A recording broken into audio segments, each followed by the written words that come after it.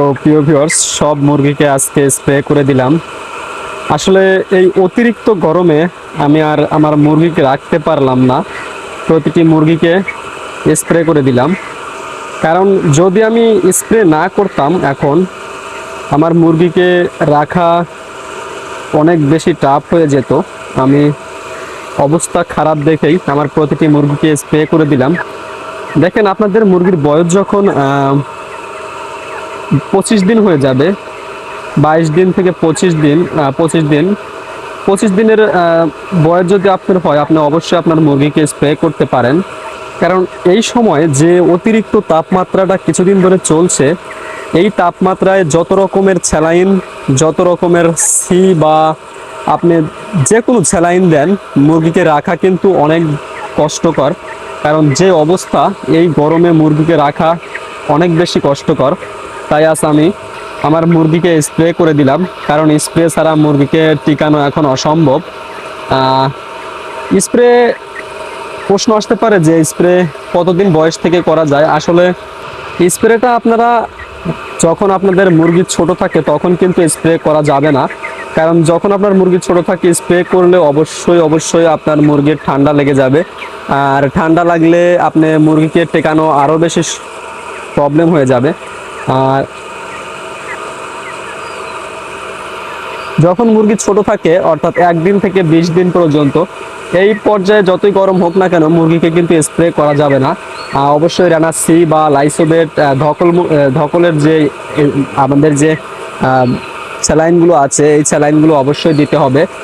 চাইলে আপনারা লেবুর পানি আর গুড়, চিটা গুড় বা গুড় আপনারা দিতে পারেন, কিন্তু স্প্রে কিন্তু করা যাবে না 1 থেকে 18 দিন বা 20 দিনের মধ্যে। তো আপনার মুরগির বয়স যখন 20 থেকে শুরু হবে, অর্থাৎ 20 থেকে মুরগি বিক্রি করা পর্যন্ত আপনাদের মুরগিকে আপনারা হালকা করে স্প্রে করতে পারেন, যেন মুরগি স্ট্রোক না করে।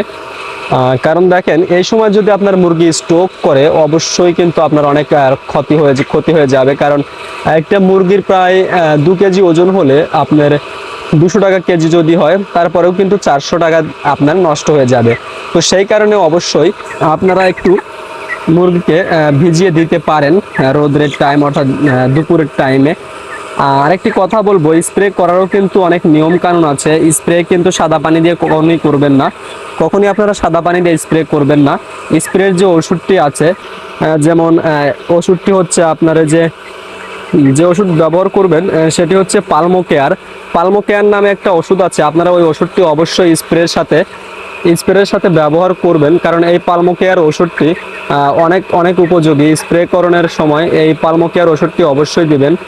আর মুরগির যদি ঠান্ডা লাগে তারপরেও কিন্তু এই পালমোকেয়ারের কারণে, অর্থাৎ স্প্রে কারণে আপনার এই ঠান্ডাটা মুরগি ঝাঁকি দিয়ে বের করে দিবে, অর্থাৎ ওর নাকে। আর স্প্রেটা সাধারণত আপনারা কখন করবেন, যখন প্রচুর রোদ উঠে যায়, অর্থাৎ 1টার মধ্যে যখন রোদ ওঠে, অনেক রোদ, তখন কিন্তু স্প্রেটা করা যাবে না। ঠিক আছে, আপনার 1টার সময় যদি আপনি স্প্রে করেন, যখন আপনি দেখলেন আপনার ঘরে উঠলেন যে আপনার মুরগি অনেক ধকলের মধ্যে আছে, হা করে নিঃশ্বাস নিচ্ছে, এই সময় যদি আপনি স্প্রে করেন তাহলে কিন্তু কোনোভাবেই আপনার স্প্রে কোনো কাজে লাগবে না, আরও আপনার মুরগির ক্ষতি হবে। কারণ ওই সময়টা কিন্তু ওরা ধকলের মধ্যে আছে। কারণ 1টা যখন বেজে যায়, আপনার এমনিতেই ওয়েদারটা প্রচুর খারাপ, এত রোদ, এই রোদের কারণে ওদের কিন্তু এমনি হয়রানির মধ্যে থাকে, একটা ধকলের মধ্যে থাকে। সেজন্য আপনারা 12টা থেকে 11:30 থেকে 12টার মধ্যে স্প্রেটা করবেন। ওদের মানে শরীরে গরম আসার আগেই স্প্রেটা করবেন, যেন শরীরটা ঠান্ডা থাকে, পরবর্তীতে আর ওদের কোনো ধকল না আসে শরীরের মধ্যে। আর আপনারা যদি 1টার মধ্যে স্প্রে করেন বা 2টার মধ্যে স্প্রে করেন, তাহলে কিন্তু শরীরে ওদের ধকলটা চলেই আসে, এতে স্প্রে করে কোনো লাভ হয় না। তো অবশ্যই এই নিয়ম কানুনগুলো আপনারা একটু ফলো করবেন, কোনটা করলে ভালো হয়, কোনটা করলে খারাপ হয়। আমার ইউটিউব চ্যানেলে অবশ্যই আপনারা প্রতিনিয়ত ভিডিও দেখতে পারবেন। আর আমার চ্যানেলটি অবশ্যই সাবস্ক্রাইব করে রাখবেন, jetty agro farm YouTube channel. এখানে সবসময় আপনাদেরকে মুরগি বিষয়ক বা গরু বিষয়ক, কৃষি বিষয়ক ধারণা দেওয়া হয়। বিশেষ করে ব্রয়লার মুরগি পালন সম্পর্কে ধারণাটা বেশি দেওয়া হয়।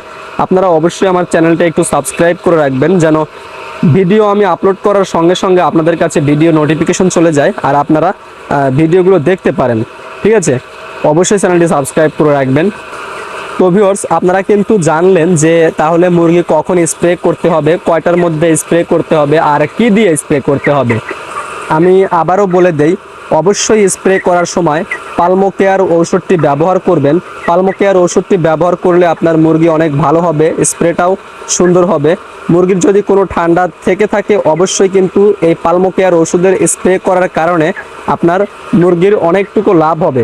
দেখেন, আপনার মুরগি স্প্রে করবেন, এখানেও একটা লাভ, আবার পালমোকেয়ার দিয়ে স্প্রে করলেন, এখানেও কিন্তু একটা লাভ। ঠান্ডা থেকে বাঁচলো, আবার ওর যে ধকলটা আছে শরীরে সেই ধকল থেকেও কিন্তু রক্ষা পেল। তো অবশ্যই কিন্তু আপনারা এই পালমোকেয়ার ব্যবহার করবেন। আর 12টা থেকে